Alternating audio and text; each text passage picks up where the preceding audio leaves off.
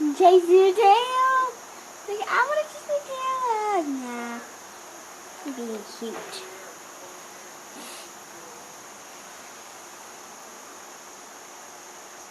What was this one? It's a red wolf. And mostly extinct in the wild. I've never seen many red wolves.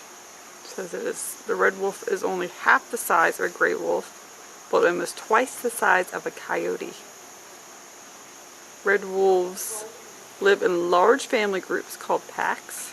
Red wolves are one of the last remaining predators of deer. This one does not look very threatening,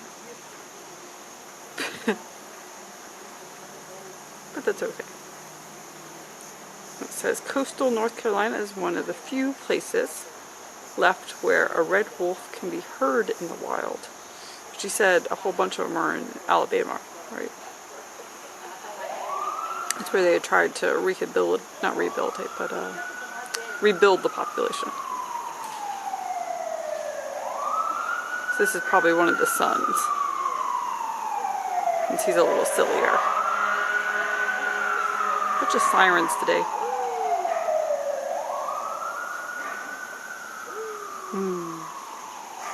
So what do you think about him?